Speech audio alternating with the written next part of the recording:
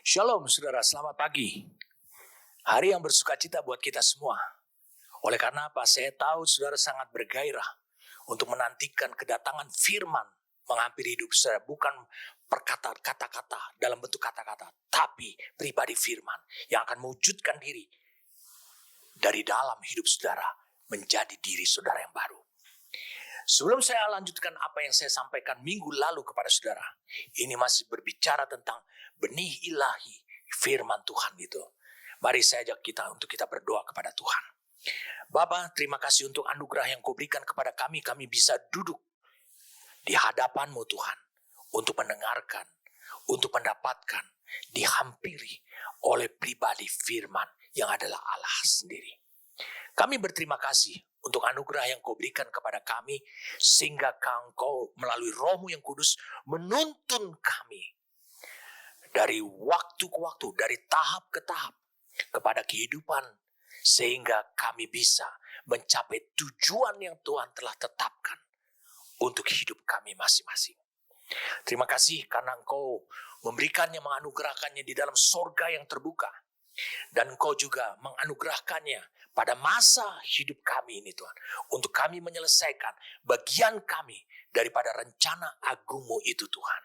Terima kasih karena apa yang Kau tanamkan dalam hidup kami, itu adalah hal-hal yang kekal. Bapa, kami bersyukur untuk anugerah ini.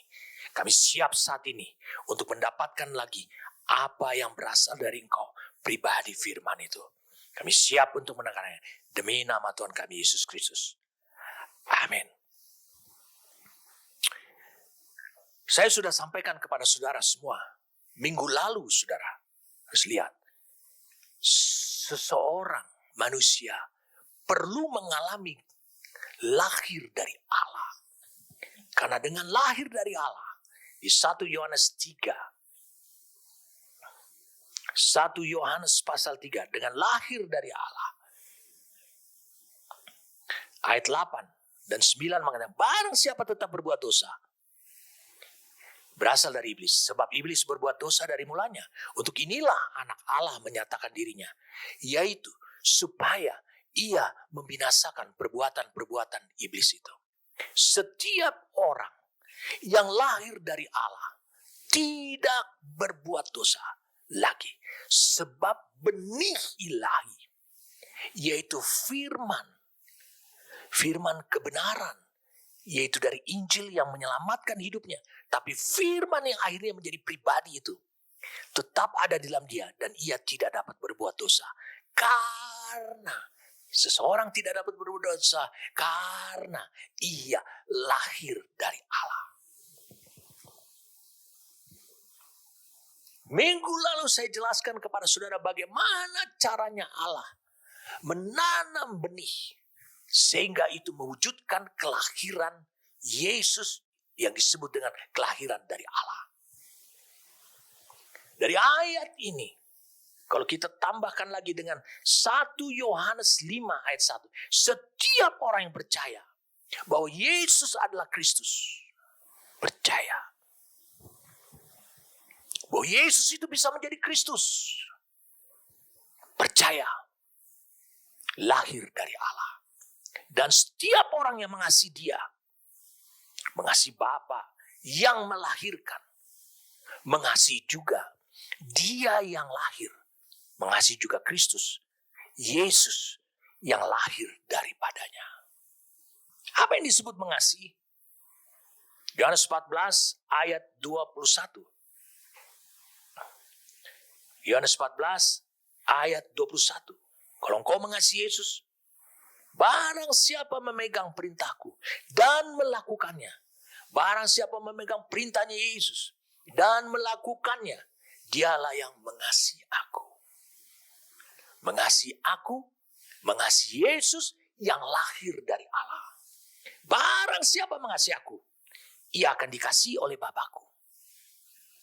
Dan aku pun akan mengasihi dia, dan akan menyatakan diriku kepadanya. Kita kembali lagi untuk bisa melihat. Jadi dari ayat ini jelas kita ditunjukkan bahwa setiap orang yang datang pada Kristus, percaya melalui percaya. Kalau kau baca lagi di Yohanes 1 ayat 12. Tapi semua orang yang menerima benih yang pernah ditaruh Allah pada dalam diri Maria, melahirkan Yesus menjadi Kristus. Setiap orang yang datang pada Kristus, yang percaya dan menerima benih itu, maka Allah menanam benih yang sama. Oh Tuhan, saya katakan benih yang sama. Karena Allah tidak punya benih kelas 1, kelas 2, kelas 3. Benih yang sama dalam hati mereka.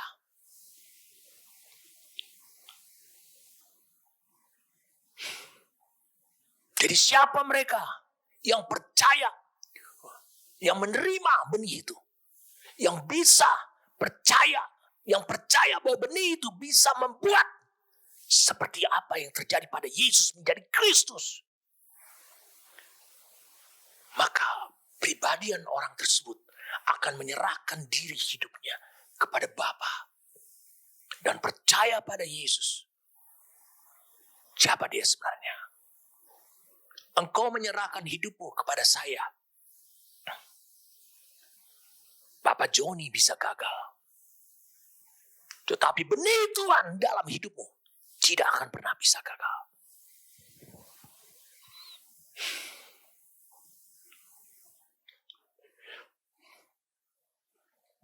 Saya mau beritahu pada saudaraku, benih yang sama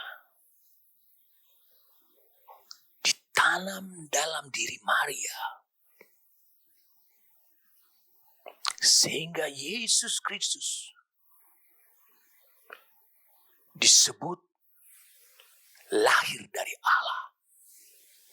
Benih yang sama itu yang akhirnya bisa mewujudkan diri dari bayi Yesus sampai kepada Kristus, menjadi Kristus dari benih yang sama itu.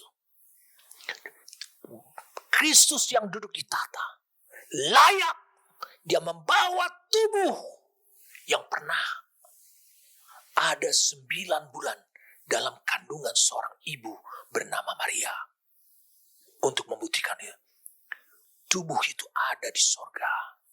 Makanya itu disebut kita memiliki tubuh surgawi. Itu berasal dari satu benih. Benih yang sama ini juga.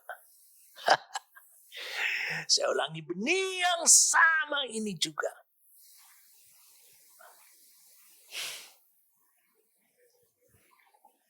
Itu juga menyebabkan kelahiran saudara juga lahir dari Allah.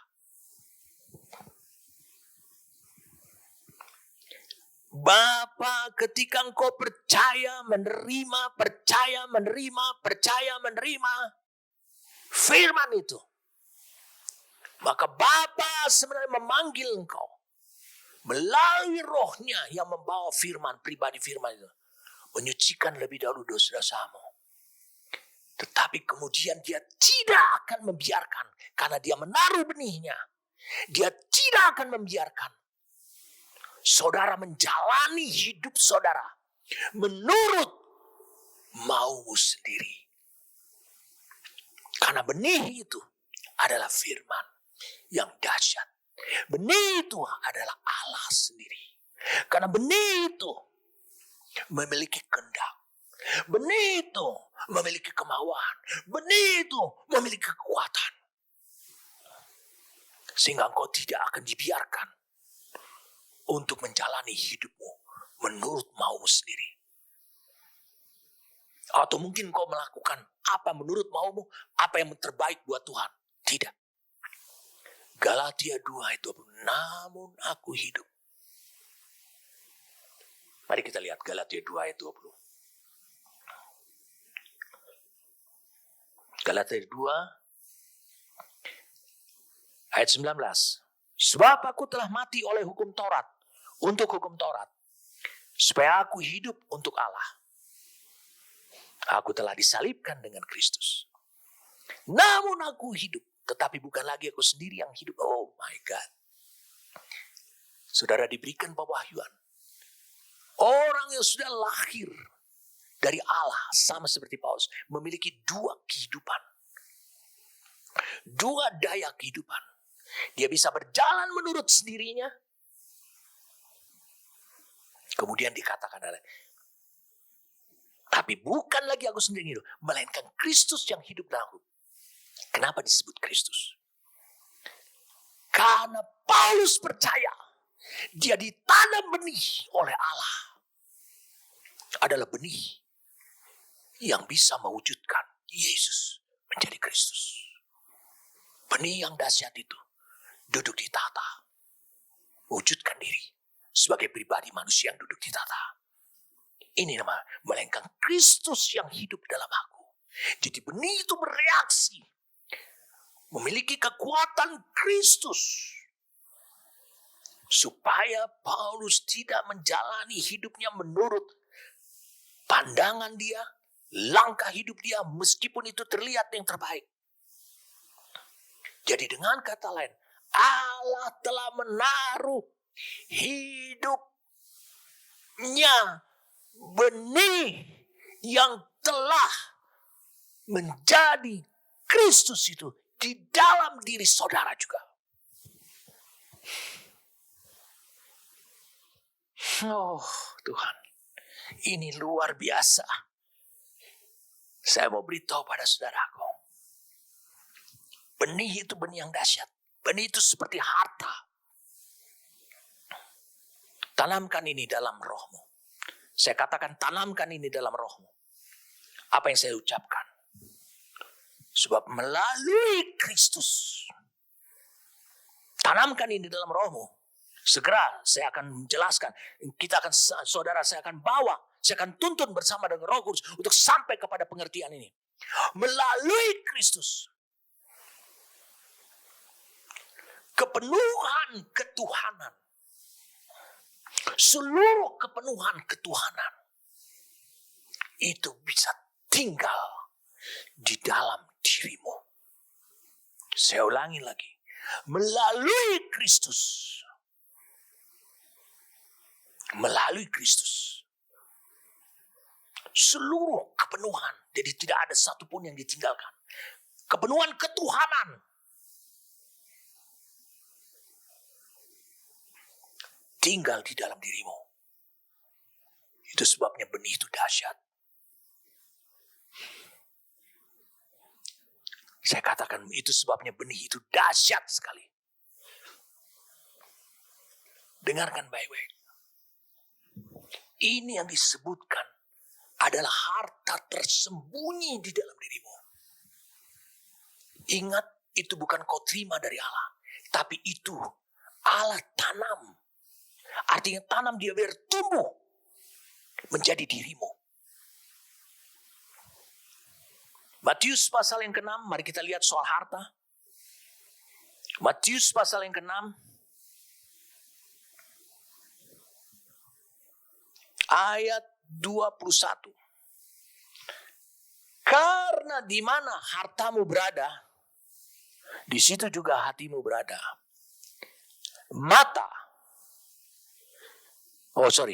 Karena di mana hartamu berada, di situ juga hatimu berada. Kalau itu harta, berarti dia ada dalam hati. Kemudian kita baca lagi pasal yang ke-12.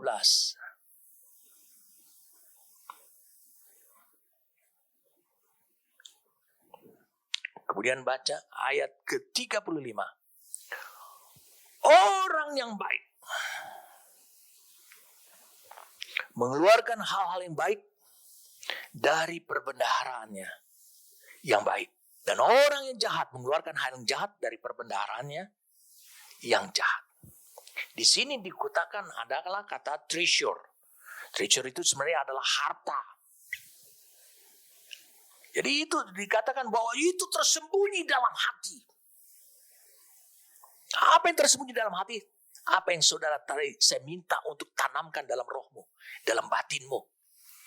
Melalui Kristus, Seluruh kepenuhan, saya katakan seluruh kepenuhan ketuhanan itu tinggal di dalam dirimu. Saya akan tuntut saudara untuk sampai kepada titik itu. Di 2 Korintus 4, katakan itu di dalam hati. 2 Korintus 4.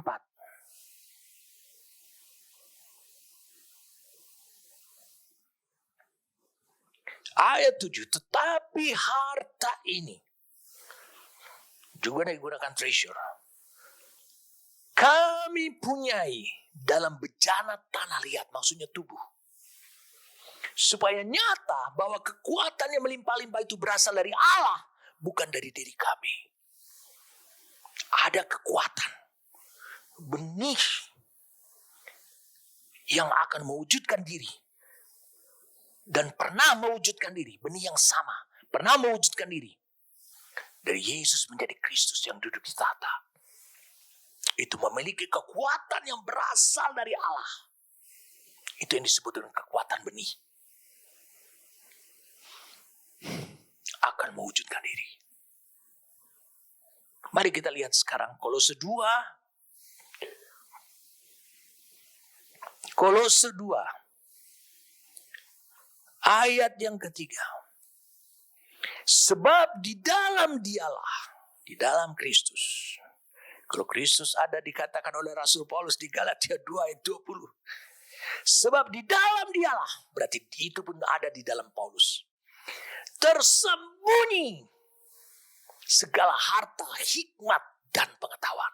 Berarti nggak ada misteri. Wow. Sekarang saya akan tuntun saudara untuk bawa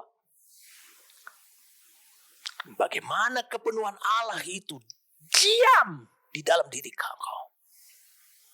Mari kita lihat sekarang Yohanes pasal yang ke-6. Yohanes pasal yang ke-6. Ayat 48. Yesus berkata, akulah roti hidup. Kemudian dikatakan lagi dari ayat 56. Barang siapa makan dagingku, nah seperti roti, dan minum darahku, ia tinggal di dalam aku. Dan aku di dalam dia. Tinggal yang kalau makan. Ayat 57, sama seperti Bapa yang hidup mengutus aku hidup oleh Bapa. Dikatakan aku hidup oleh Bapa. Demikian juga barang siapa yang memakan aku akan hidup oleh aku. Dia katakan dia adalah roti hidup. Kemudian barang siapa makan dagingku, minum darahku, ia tinggal di dalam aku. Lalu kemudian dan aku di dalam dia. Barang siapa makan dagingku. Lalu kemudian dikatakan lagi, sama seperti Bapa yang hidup mengutus aku dan aku hidup oleh Bapa. Dengan cara apa? Dia makan. Hidupnya Bapa, sehingga itu hidupnya. Dan demikian juga barang siapa memakan aku akan hidup oleh aku. Kalau dalam Amplified Classic Bible,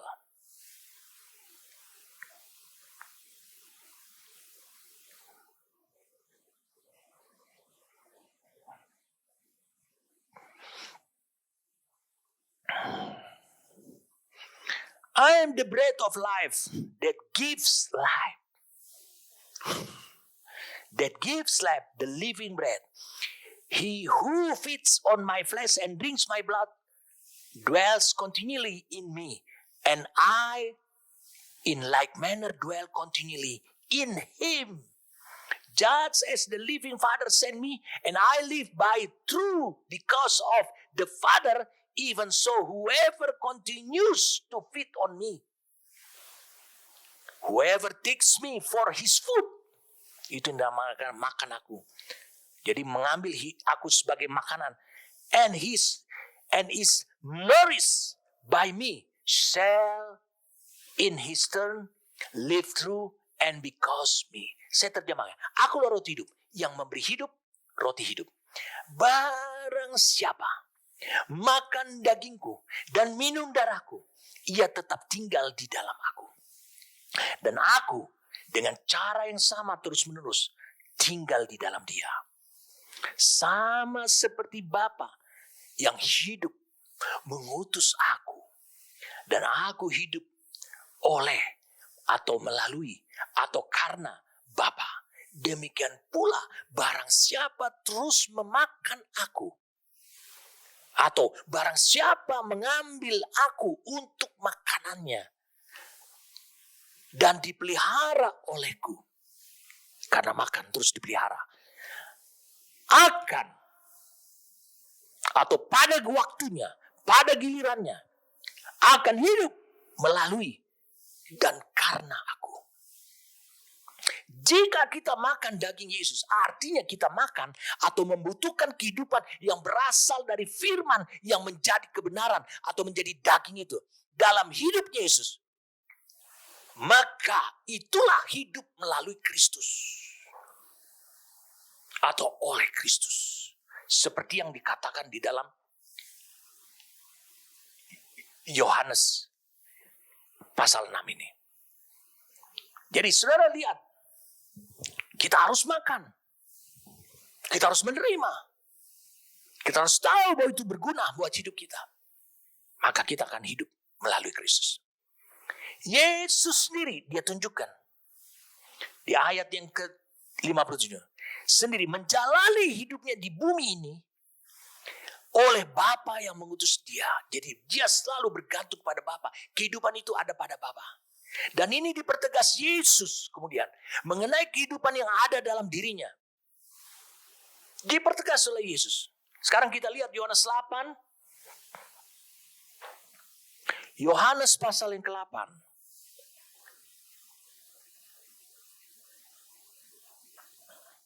Kita baca ayat yang ke-29. Dan ia telah mengutus aku. Ia menyertai aku. Ia tidak membiarkan aku sendiri. Sebab aku senantiasa berbuat apa yang berkenan kepada ia. Selalu ada. Selalu ada bersama dengannya. Amplified Classic Bible lebih mempertegas kalimatnya. And he who sent me is ever with me. My Father has not left me alone. For I always do what pleases him. Terjemahan bebasnya adalah, dan dia yang mengutus aku selalu bersamaku. Ya kalau orang diutus kan biasanya tinggal tunggu berita. Ini dia selalu bersamaku. Bapakku, ini perlu digarisbawahi kalimat ini. Bapakku tidak meninggalkan aku sendirian, karena aku selalu melakukan apa yang menyukai atau menyenangkan dia.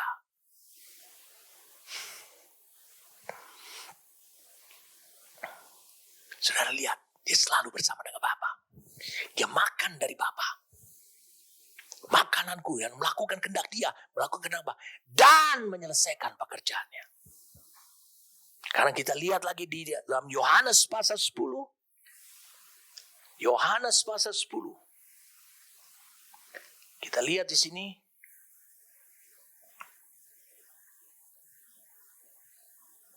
Lihat. Ini untuk menjelaskan apa yang saya katakan tadi. Bahwa seluruh kepenuhan ketuhanan itu diam di dalam dirimu. Karena benih yang Allah taruh, itu adalah benih yang sama. Yang mewujudkan diri menjadi Yesus dan akhirnya menjadi Kristus. Lihat Yohanes 10 ayat 38. Tetapi jikalau aku melakukannya dan kamu tidak mau percaya kepadaku, percayalah akan pekerjaan-pekerjaan itu, apa yang kulakukan, supaya kamu boleh mengetahui dan mengerti bahwa Bapa di dalam aku dan aku di dalam Bapa. Dalam King James Version-nya dikatakan demikian. But if I do, though ye believe not me, believe the works, that ye may know and believe that the Father is in me and I in him. Terjemahan bebasnya, tetapi jika aku melakukannya, meskipun kamu tidak percaya kepadaku, Percayalah kepada perbuatan-perbuatan yang kulakukan ini, supaya kamu mengetahui dan percaya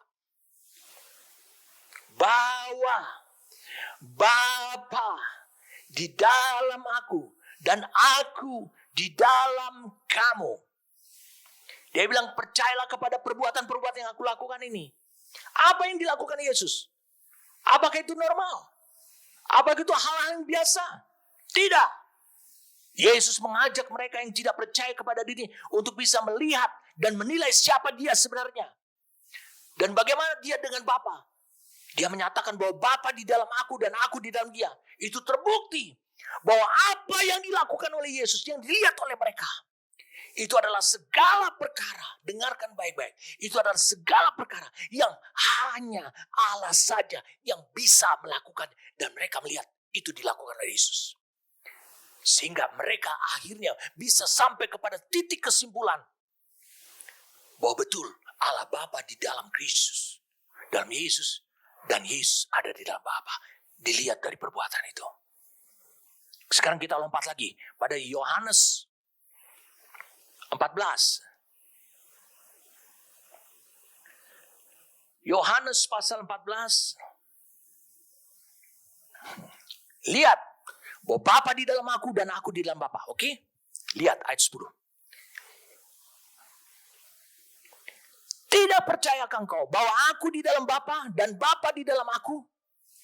Apa yang aku katakan kepadamu, tidak aku katakan dari diriku sendiri. Tadi dia minta lihat perbuatan-perbuatan yang kulakukan. Tetapi Bapa yang diam, Bapa yang diam di dalam aku. Ketuhanan Bapa, Allah Bapa, diam di dalam aku.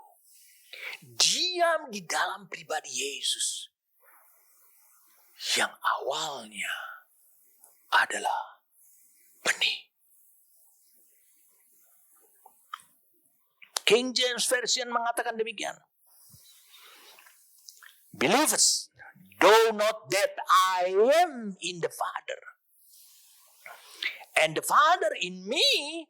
The words that I speak to you, unto you, I speak not of myself, but the Father that dwelt in me, He do it. The words. Terjemahan bebasnya adalah, tidak percayakah engkau bahwa aku di dalam Bapa dan Bapa di dalam aku? Perkataan-perkataan yang aku katakan kepadamu, aku tidak katakan dari diriku sendiri, tetapi Bapa yang diam di dalam aku.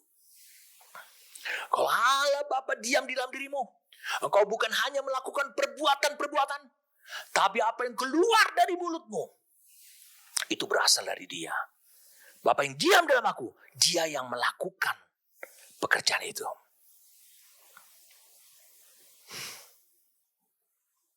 Apa kesimpulannya? Perhatikan baik-baik. Apa kesimpulannya? Setiap perbuatan dan aksi atau action, tindakan dari Yesus, itu adalah bukti atau hasil dari Bapa tinggal di dalam dia. Sekarang kita cepat saja. Yohanes 14 ayat yang ke-23. Wah, saudara sampai kepada kedahsyatan untuk bisa mengerti tentang hal ini. Jawab Yesus, jika seorang mengasihi aku, yaitu memegang perintahku dan melakukannya. Ayat 21-nya. Ia akan menuruti firmanku, betul. Ia akan berjalan menurut apa kata firman itu, benih itu. Dan Bapakku akan mengasihi dia. Dan kami akan datang kepadanya dan diam bersama-sama dengan dia. Dalam bahasa Inggrisnya, dalam New King James Version dikenakan kata make our home. Jadi membuat rumah, tempat tinggal sama. Oke. King James Version mengatakan demikian, bukan New King James, tapi KJV. Jesus answered and said unto him, if A man love me, he will keep my words, and my Father will love him, and we will come. Yaitu we will come unto him and make our abode with him. Yesus menjawab dan berkata kepadanya, jika seorang mengasihiku, dia akan menuruti kata-kataku atau firmanku. Dan Bapa-Ku akan mengasihinya. Dan kami akan datang.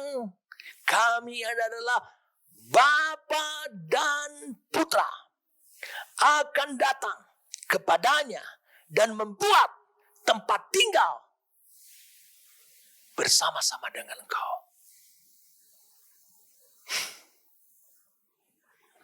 Kami di sini adalah dia bilang akan membuat tempat tinggal kami.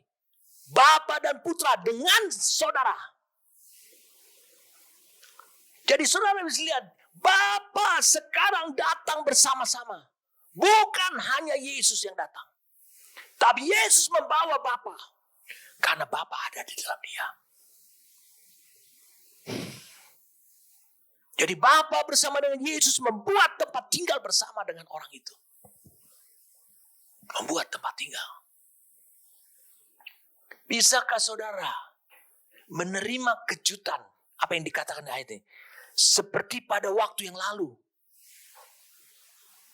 Saya menjelaskan tentang power of knowing. Di mana Yesus melihat orang-orang yang menuduhnya dan menghinanya. Tetapi Yesus terus mengatakan. Bahkan orang mengkhianat. Berkata bahwa dia sudah menghujat Allah. Tapi Yesus terus berkata dan berkata. Apa yang dia tahu. Apa yang dia terima dari Bapa yang dalam ini. Apa yang dia tahu siapa. Bahwa dia adalah anak Allah. Dan bahkan dia bertegas lagi. Sehingga membuat kemarahan. Membuat mereka ingin melempari dengan batu. Karena Yesus mengatakan. Bapa dan dia satu. Bahkan dia berkata. Serta kemuliaan dan segala sesuatu yang Bapa miliki. Itu telah diberikan kepadanya. Tidak ada seorang pun juga yang tahan untuk mendengarkan pernyataan ini. Bapa di dalam Yesus, lalu kemudian ketika engkau melakukan perintah-perintahnya Yesus, dan engkau bukan hanya melakukan perintah, tetapi engkau karena didasarkan oleh kasih kepada Yesus, maka Bapa akan dibawa yang ada di dalam diri Yesus untuk tinggal bersama-sama dengan engkau. Bayangkan, Yesus tidak pernah sedikit pun juga menghindari konsekuensi daripada kata-katanya. Karena itu Bapa yang berkata-kata.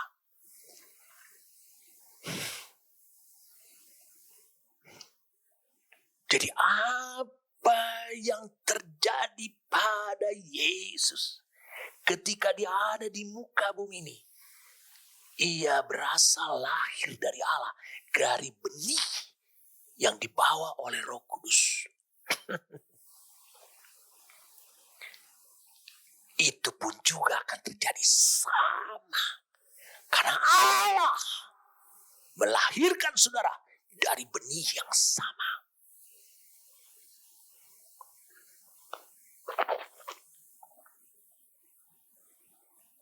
Jadi, saudara bisa lihat.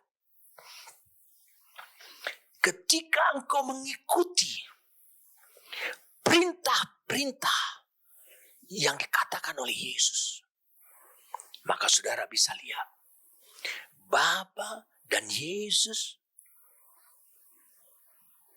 akan datang dan tinggal bersama-sama dengan engkau.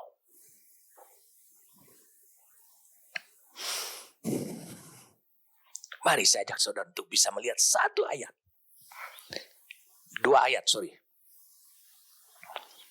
Kolose pasal yang kedua.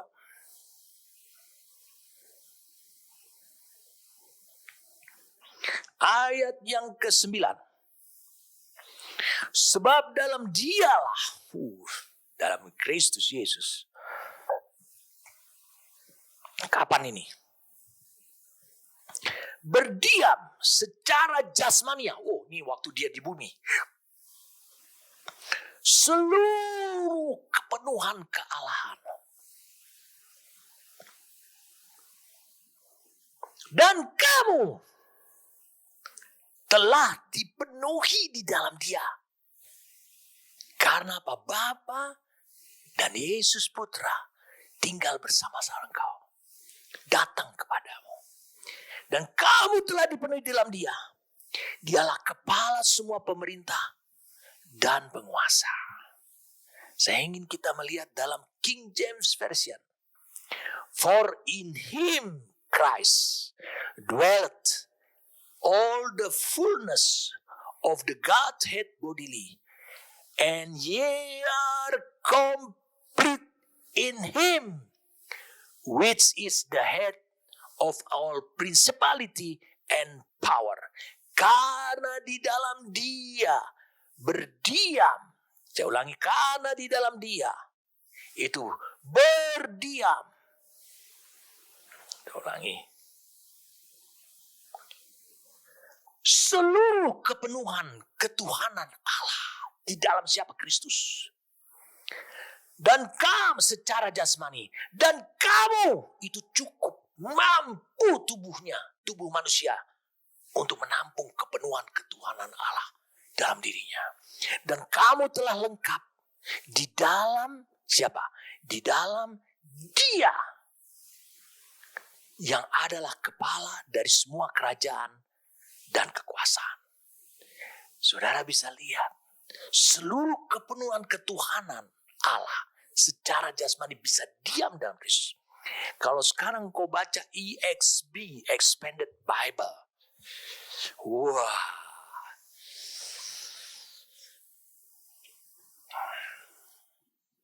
Saya minta ini kalimat digaris bawahi. Dikasih tanda hitam. All of God. Semuanya. All of God lives fully in Christ.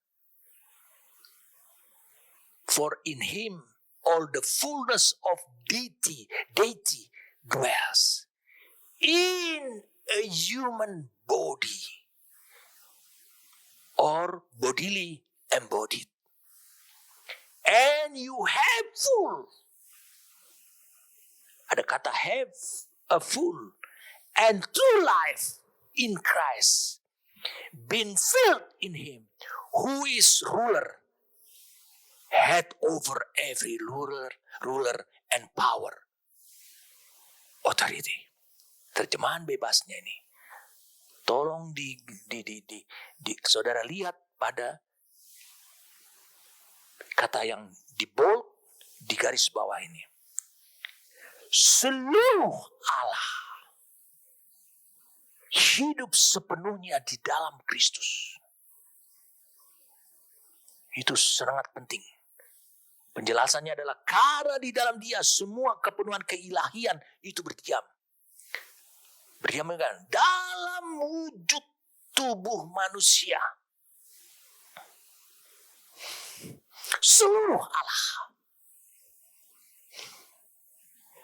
Dan kamu, ayat 10, memiliki kehidupan yang penuh dan benar di dalam Kristus.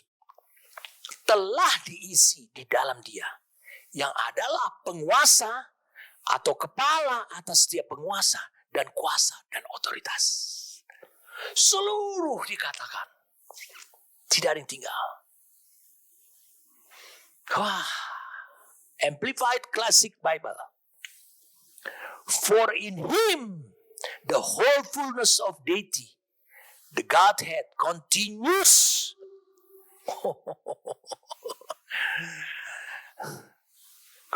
to dwell in bodily form, giving complete expression of the divine nature.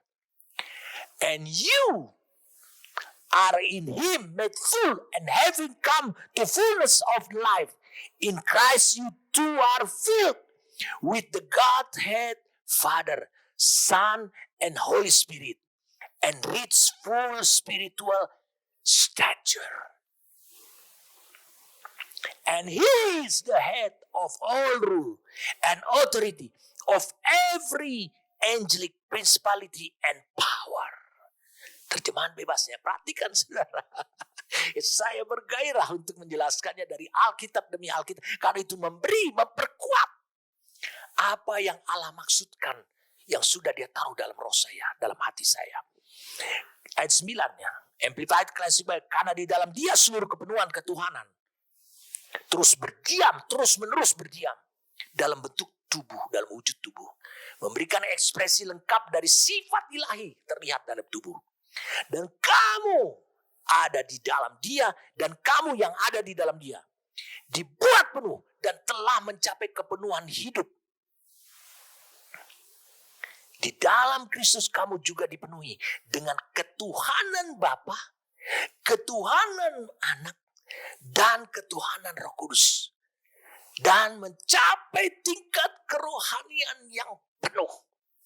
Dan dia adalah kepala dari semua penguasa, aturan, dan otoritas dari setiap kerajaan dan kekuatan dan malaikat.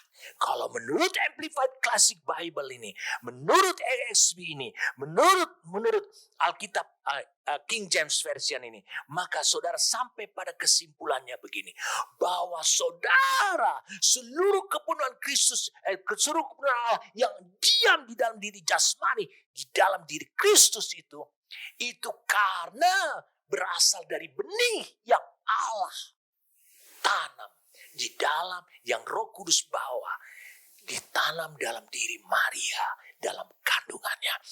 Dan sekarang saudara bisa melihat kemampuan benih itu ternyata bisa membawa Yesus pada kedewasaan penuh, pada suatu posisi rohani yang dahsyat, yang jauh lebih tinggi daripada semua pemerintahan dan penguasa. Wah, luar biasa saudara. Saya tidak bisa membayangkan itu hidup dalam dirimu. Mengapa engkau masih tetap lemah? Lihat. Jadi seluruh terjawab sudah apa yang saya katakan tadi. Simpan itu dalam dirimu. Apa yang saya telah katakan tadi itu menjadi realitas sekarang. Saudara mengerti? Melalui Kristus, seluruh kepenuhan ketuhanan melalui Kristus itu sekarang tinggal di dalam kau. Seluruh kepenuhan kealahan Bapa, kealahan Putra, kealahan Roh Kudus, seluruh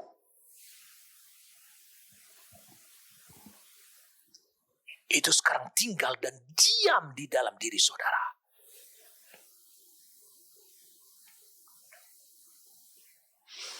Kita sampai pada pemahaman ini. Bagaimana Roh Kudus memasukkan semuanya ini? Bagaimana Roh Kudus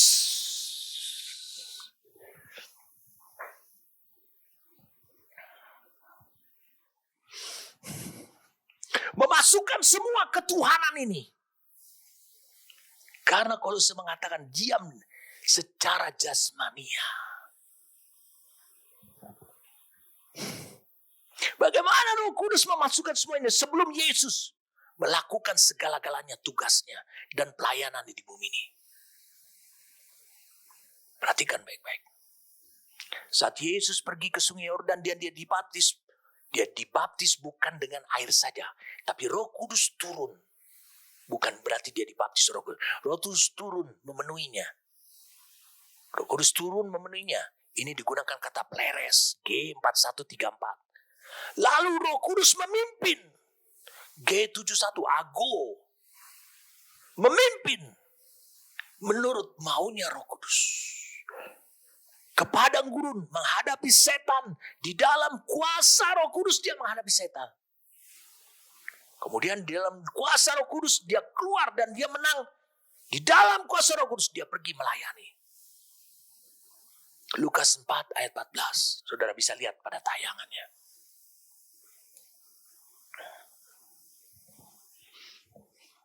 Sesuatu di dalam diri Yesus telah terjadi perubahan demi perubahan. Karena begitulah caranya Roh Kudus memasukkan semua itu.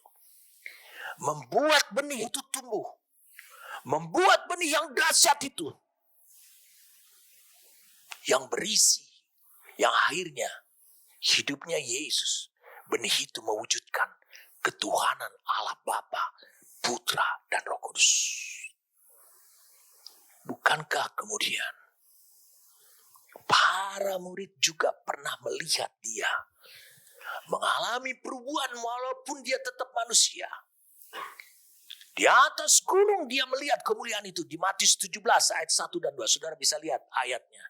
Matius 17 ayat 1 dan 2. Di situ dikatakan dia terjadi perubahan. Terjadi transfigurasi. Terjadi ekspresi. Apa yang ada pada dirinya terpancar keluar. Itu bukan datang sinar dari luar. Tapi apa yang dalam dirinya? Yaitu sifat dasar ilahi. Yang dimulai dari benih itu. Wah, itu adalah benih yang dahsyat.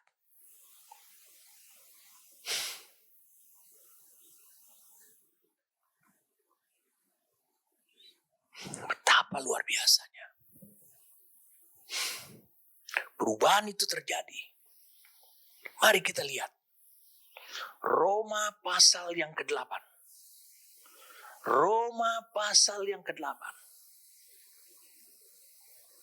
Oh, ini tantangan saudaraku. Oh, saya senang untuk menjelaskannya. Roma pasal 8. Ayat 29. Sebab semua orang yang dipilihnya. Oh my God. Saudara, saya sudah jelaskan beberapa minggu yang lalu. Efesus 1 ayat 38. Allah telah memutuskan untuk menjadikan di ayat 5-nya. Saudara, anak-anak melalui Yesus Kristus. Sebab semua orang yang dipilihnya dari semula. Mereka juga ditentukannya dari semula. Untuk menjadi serupa. Dengan gambaran. Atau dengan kata conform. Conform ini digunakan kata sesuai. Berarti terjadi perubahan dalam hidup saudara. Menjadi serupa dengan gambaran anaknya. Supaya anaknya itu menjadi yang sulung di antara banyak saudara. Perhatikan ini baik-baik. Sebab semua orang yang dipilihnya dari semula. Itu sesuai dengan Efesus 1 ayat 3 dan 5. Mereka juga ditentukannya. Jadi dipilih, ditentukannya dari semula untuk menjadi serupa dengan gambaran anaknya. Supaya anaknya itu menjadi yang sulung di antara banyak saudara. Kalau kau baca dalam King James Version, kau menemukan lagi hal-hal tambahan. For whom he did foreknow. Sebelumnya. Di satu foreknow. He also did predestinate to be conformed to the image of his son, that he might be the firstborn among many brethren. Terjemahan bebasnya, cepat saja. Untuk siapa dia, saya ulangi, untuk siapa dia telah tahu sebelumnya. Dia, Allah, juga telah menentukan atau mentakdirkan untuk telah menentukan atau ditakdirkan untuk menjadi serupa dengan gambar putranya, agar dia menjadi sulung di antara banyak saudara. Tapi kalau EXB luar biasa panjangnya, dikatakan God knew, Allah tahu, them before he made the world, sebelum dimiliki dunia. Sama seperti Efesus 1 ayat 3-5.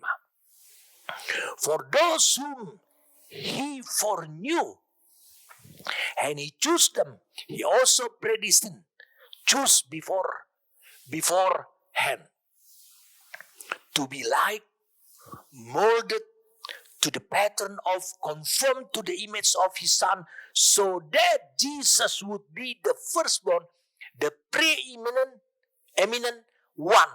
but also indicating others will follow.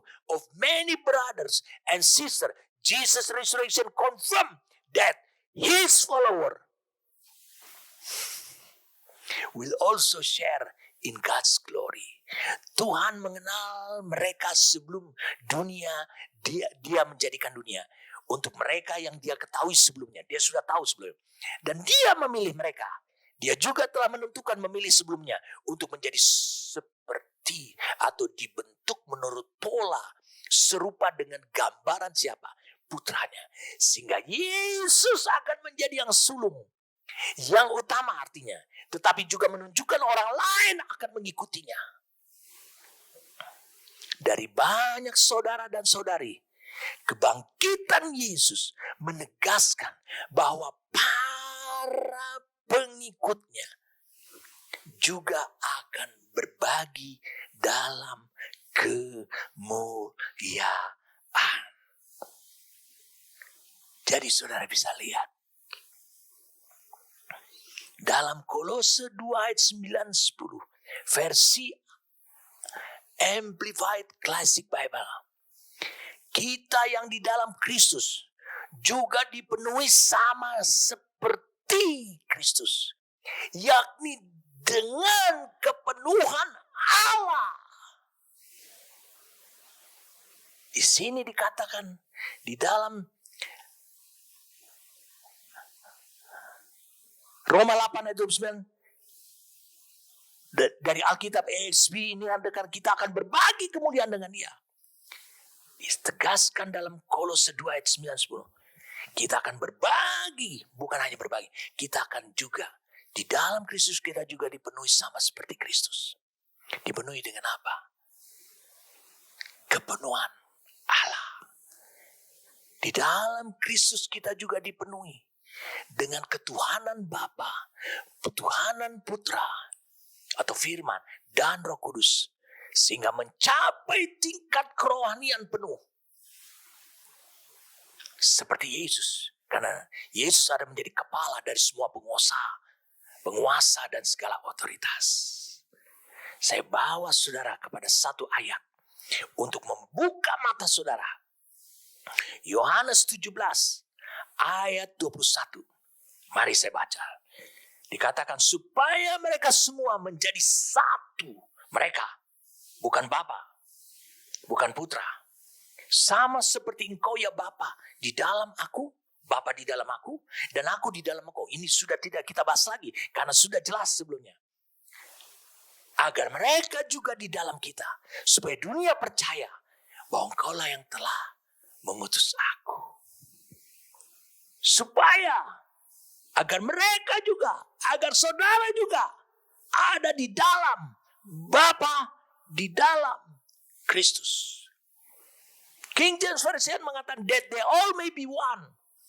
As thou Father art in me and I thee, that they also may be one in us, that the world may believe that thou hast sent me. Agar mereka semua menjadi satu, seperti engkau Bapa di dalam aku, dan aku di dalam engkau. Agar mereka juga menjadi satu di dalam kita. Agar dunia percaya bahwa engkau yang telah mengutus aku. Mereka di dalam kita. Kita baca dulu, nanti saya akan jelaskan. Luar biasa ini. Amplified Classic Bible mengatakan, that they all may be one, just as you, Father, are in me, and I in you, that they also may be one in us, so that the world may believe and be convinced that you have sent me. Amplified Classic Bible mengatakan agar mereka semua menjadi satu, sama seperti engkau, Bapa di dalam aku, dan aku di dalam engkau, agar mereka juga menjadi satu di dalam kami, di dalam Bapa dan Kristus, supaya dunia percaya dan yakin bahwa engkau telah mengutus aku. Di ERV Bible, wah ini banyak sekali saya susun. Father, I pray that all who believe in me can be one. You are in me and I am in you. I pray that they can also be one in us. Then the world will believe that you sent me. Bapa dikatakan, aku. Dikatakan Bapa, aku. Dikatakan Allah. Berdoa agar semua yang percaya padaku menjadi satu. Bapa di dalam aku dan aku di dalam Bapa. Aku berdoa agar mereka juga bisa menjadi satu di dalam kita. Sehingga dunia akan percaya bahwa Engkaulah yang mengutus. Engkaulah yang mengutus aku. Jadi maksudnya di sini, kalau dunia melihat hidup saudara satu dengan Bapa yang ada di dalam Kristus, ada di dalam engkau juga, dan melihat engkau satu dengan Putra, maka mereka percaya bahwa Yesus itu yang diutus Bapa ke dalam dunia ini. Maka bangsa-bangsa akan dengan cepat dibawa kepada pertobatan, sujud menyembah kepada Allah yang hidup. Kau buka lagi sekarang Yohanes 17 ayat 22. Perhatikan baik-baik, kalau kau sudah menjadi satu, bukan hanya itu saja. Ya, bukan hanya engkau menerima kepenuhan Allah. Saya yakin engkau akan kaget untuk mendengarkan apa yang saya mau jelaskan ini. Dengarkan baik-baik. Yohanes 17 ayat 22. Jadi kalau mereka sudah menjadi satu, seperti doanya Yesus. Saudara bisa bayangkan. Sama seperti engkau ya Bapa di dalam aku dan aku di dalam engkau. Lalu kemudian agar mereka juga di dalam kita. Mereka di dalam kita sekarang. Di dalam Bapa dan Yesus. Lihat ayat 22-nya. Dan aku telah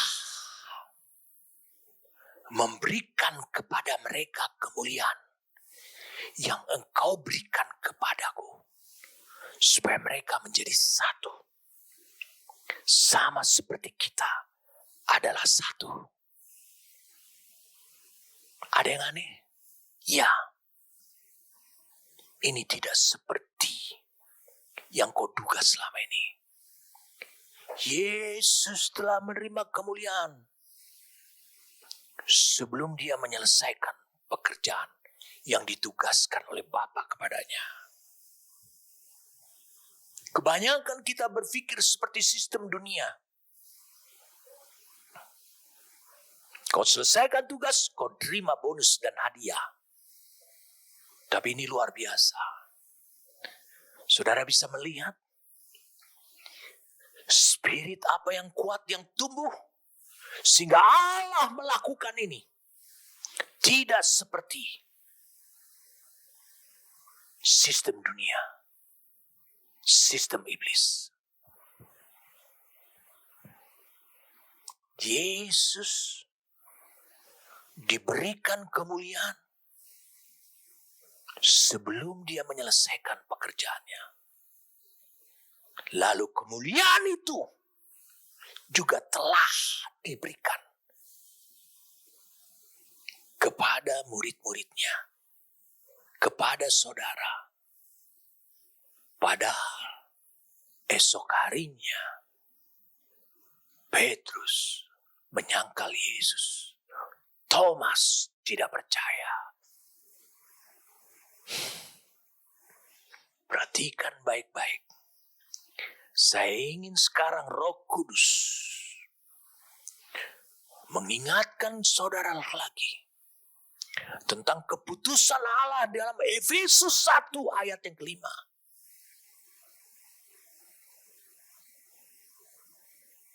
Tolong ditayangkan Efesus 1 ayat yang kelima. Dalam terjemahannya, dalam Amplified Classic Bible. Allah sudah memutuskan.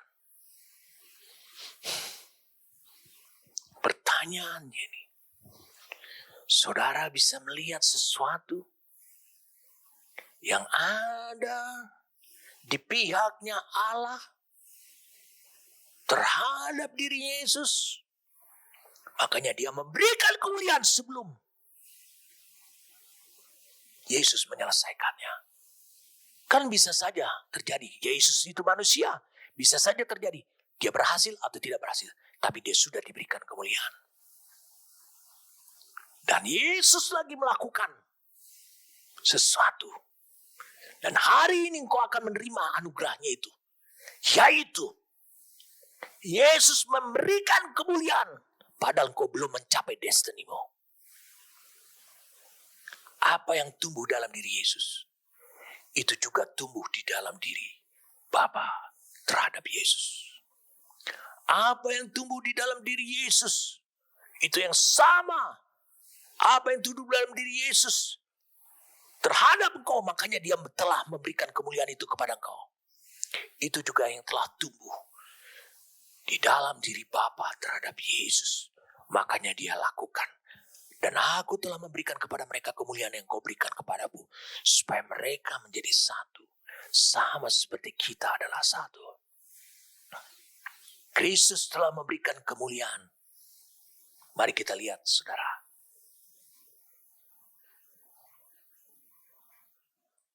Yohanes pasal yang ke-12.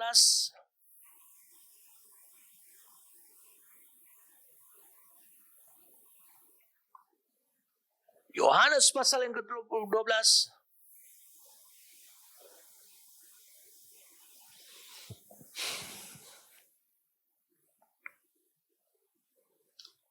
Kita lihat di sini. Di ayat 20. Di antara mereka yang berangkat untuk beribadah pada hari raya itu terdapat beberapa orang Yahudi. Orang-orang itu pergi kepada Filipus yang berasal dari Betsaida di Galilea, lalu berkata kepada, Tuhan, kami ingin bertemu dengan Yesus. Ini orang-orang tidak bersunat. Bangsa lain.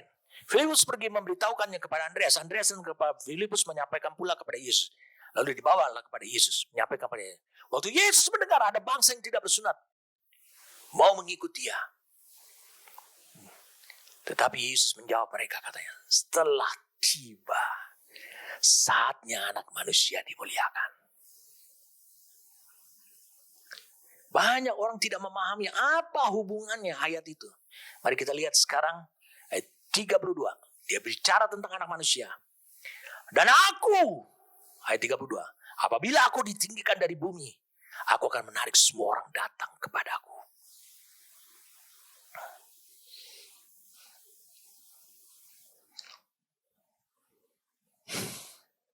Mari lihat, dengarkan apa yang dikatakan oleh Yesus. Kemuliaan apa? Dia bilang saatnya telah tiba anak manusia dimuliakan. Dia lihat kalau anak manusia ditinggikan, aku akan menarik semua orang datang kepadaku. Itu adalah kemuliaannya.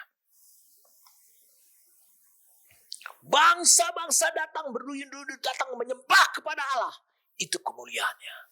Dan Yesus melihat sebelum dia di Golgota, bangsa lain telah datang kepada dia. Kenapa? Oh, bangsa lain melihat kepenuhan, kealahan, berdiam dalam secara jasmani, dalam diri Yesus. Lihat ayat 28. Yohanes 12 ayat 28. Bapa, muliakanlah namamu. Bapa yang diam dalam dirinya. Maka terdengarlah suara dari surga. Aku telah memuliakannya. Dan aku akan memuliakannya lagi. Itu sebabnya kemuliaan Bapa sudah ada. Kemuliaan yang Yesus berikan itu kepada muridnya bukan akan membuat kesatuan karena denominasi. Tapi kemuliaan yang diberikan Yesus kepada para muridnya, kepada saudara, sebelum saudara menyelesaikan pekerjaan saudara, saudara menjadi kepemilikan yang sah atas kemuliaan itu. Kemuliaan itu berisi, mengandung kemenangan di pihak Allah. Berarti engkau berjalan menuju destiny. Engkau berjalan menuju kepada kedewasaan dalam posisi kemenangan. Saudara adalah pilihan Allah. Allah telah menaruh firman-Nya atau benihnya dan hidupnya di dalam diri saudara. Sehingga saudara mampu membawa dalam tubuh jasmani ini. Seperti apa yang telah terjadi pada diri Maria. Dia membawa kehidupan utuh anak Allah pada dalam dirinya. Begitulah hal yang sama yang akan Allah lakukan pada hidup saudara. Firman Tuhan itu yang ditanam oleh Roh Kudus. Itu hidup dan berkuasa di dalam hidup saudara. Firman itu akan bekerja dengan segala keperkasaannya. Supaya realita kepenuhan kealahan Bapa, kealahan Putra, kealahan Roh Kudus itu menjadi diam di dalam dirimu. Dan itu akan menampak terekspresi. Allah ingin Dia menaruh benihnya di dalam diri saudara. Hanya ada satu cita-citanya. Sehingga Allah termanifestasi melalui hidup saudara. Dari dalam diri saudara. Pertanyaan saya kepada saudara. Setelah engkau mendengarkan penjelasan ini. Dan apa yang Allah telah kerjakan di dalam dirimu. Siapa saudara sekarang? Dan bagaimana engkau mau hidup? Apakah engkau mau mengabaikan keperkasaan benih itu? Yang berasal dari Allah. Benih yang dahsyat.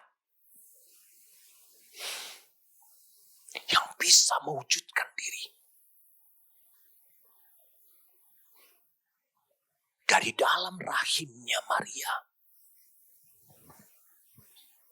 Manusia asli yang mati dan tidak pernah bangkit setelah kematiannya dia. Dari dalam rahimnya Maria mewujudkan diri menjadi Yesus. Ternyata benih itu juga membuat Bapa tinggal di dalam dirinya Yesus. Dan Yesus juga tinggal di dalam diri Bapa. Sehingga segala perbuatan yang dilakukan oleh Yesus sebagai manusia itu menyebabkan diketahui oleh banyak orang bahwa perbuatan-perbuatan seperti itu hanya Allah Bapa saja yang sanggup melakukannya. Lalu mengapa? Itu dikarenakan karena benih itu. Benih firman Tuhan yang selama ini kau abaikan. Itu ada dalam dirimu. Lalu kemudian benih itu. Karena benih itu juga Allah menganugerahkan kemuliaan sebelum engkau selesai. Saya katakan selesai. Sebelum Yesus selesai dengan tugasnya. Sebelum dia mati dan bangkit. Sebelum dia naik ke surga. Allah telah memberikan kemuliaan kepada. Dan yang sama juga. Apa yang tumbuh di dalam dirinya Bapa kepada diri Yesus sehingga dia berikan kemuliaan itu. Itu dikarenakan benih itu.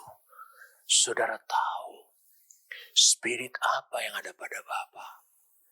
Bapa percaya, yakin bahwa Yesus akan berhasil menyelesaikan tujuan Allah, kebutuhan Allah, dan rencana Allah akan berhasil. Mengapa? Karena dia tahu, Allah tahu bahwa Yesus lahir dari Allah.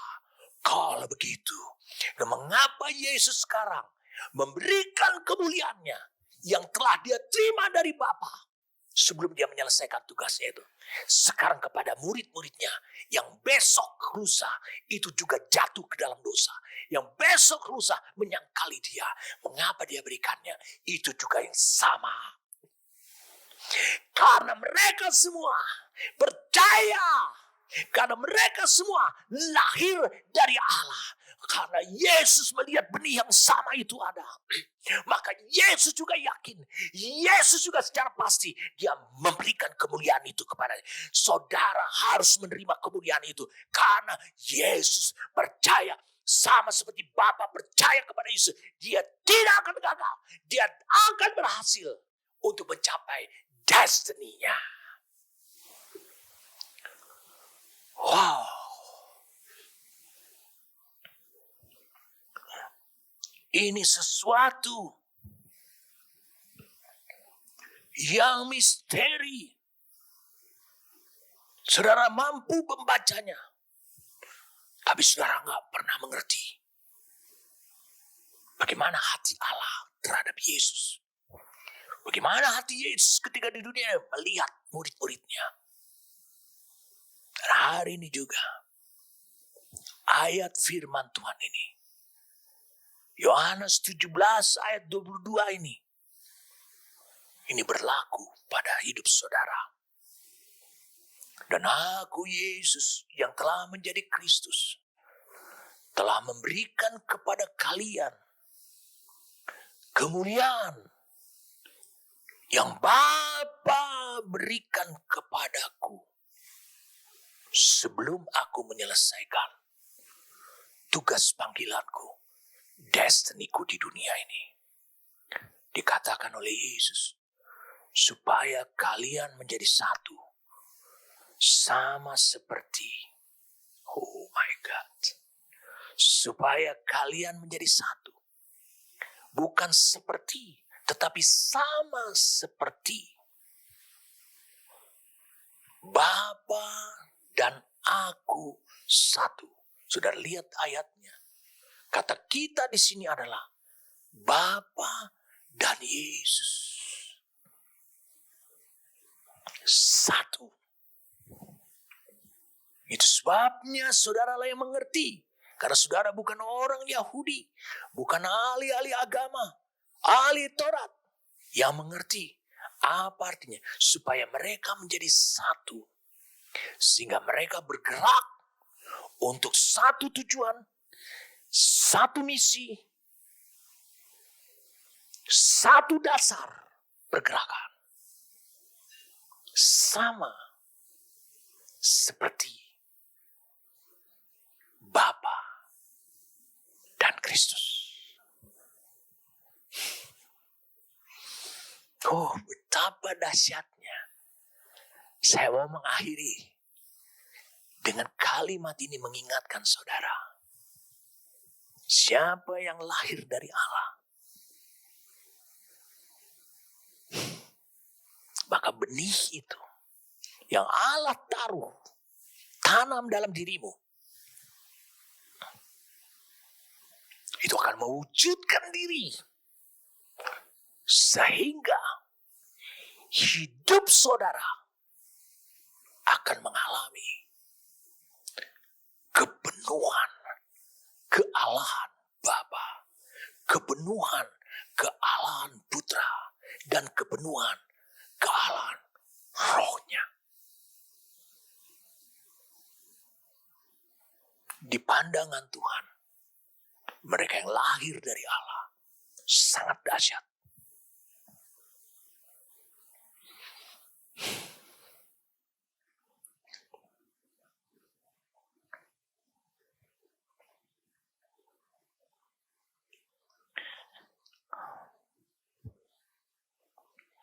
Saudara bisa membayangkan apa yang dikatakan ditulis oleh Yohanes di dalam 1 Yohanes pasal yang ke-5. Semua kejahatan ayat 17 adalah dosa. Tetapi ada dosa yang tidak mendatangkan maut. Saya pernah jelaskan. Kita tahu. Saudara harus benar-benar memiliki hikmat bahwa ini adalah sudah menjadi realita buat saudara. Kita tahu bahwa setiap orang yang lahir dari Allah tidak berbuat dosa. Kalau engkau tidak berbuat dosa, perkenanan Allah datang atas dirimu. Kalau engkau tidak berbuat dosa, kemuliaan datang mengambil hidup. Tetapi dia yang lahir dari Allah, ini menunjuk pada Kristus, melindunginya. Dan si jahat tidak dapat menjamahnya. Saya ingin kita baca lagi di 1 Yohanes pasal yang ke-3. Setelah itu kita akan berdoa. Barang siapa yang tetap berbuat dosa, berasal dari iblis. Sebab iblis berbuat dosa dari mulanya. Untuk inilah anak Allah menyatakan dirinya. Anak Allah memanifestasikan dirinya. Dikatakan untuk apa? Ini adalah tujuannya anak Allah termanifestasi. Anak Allah digunakan kata manifestasi itu G5319. Itu digunakan kata panero. Itu juga bisa menyatakan itu menampilkan diri. Juga bisa mengatakan itu tentang pewahyuan, mewahyukan diri. Menunjukkan. Nyatakan diri supaya ia membinasakan perbuatan-perbuatan iblis. Perbuatan iblis terbesar dalam diri manusia adalah dosa. Lihat ayat 9-nya. Setiap orang yang lahir dari Allah, makanya jangan terlalu berpegang teguh bahwa engkau lahir dan kau lebih kuat. Ingat, umurmu seperti itu adalah menurut ukuran kelahiranmu, tanggal lahirmu. Setiap orang yang lahir dari Allah dikatakan tidak berbuat dosa lagi. Sebab benih ilahi, wah, lihat saudara, tetap ada di dalam dia. Dan ia tidak dapat berbuat dosa. Karena apa? Karena dia lahir dari Allah, kata Alkitab.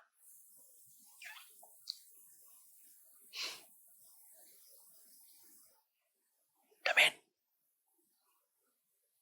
Itulah porsi. Itulah tujuannya. Kenapa Allah ingin melahirkan saudara? Betapa dahsyatnya.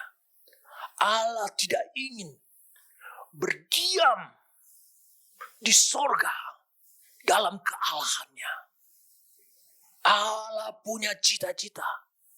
Karena dia telah berfirman, baiklah kita menjadikan manusia supaya bisa menggambarkan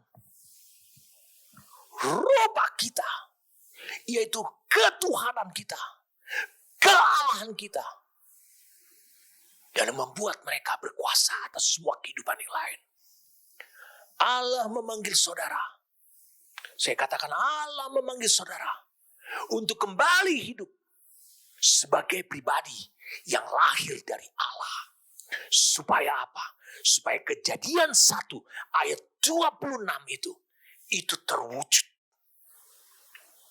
selama hidupmu di dunia ini.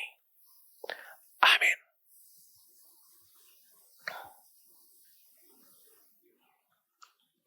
Kami mengucap syukur kepadamu Tuhan. Untuk apapun yang kau singkapkan melalui Roh-Mu yang kudus. Bahkan membawanya, memperkuatnya, menumbuhkannya. Bahkan membuat itu menjelma. Menjadi setiap orang yang menerima firman yang mendatangi mereka pada hari ini. Saat ini hamba berdoa supaya impartasi itu menjadi pertumbuhan. Saat ini impartasi itu menjadi pertumbuhan. Impartasi daripada benih itu menjadi perwujudan. Daripada seluruh kehidupan yang ada di dalam benih itu. Benih yang berasal dari Engkau sendiri, Tuhan.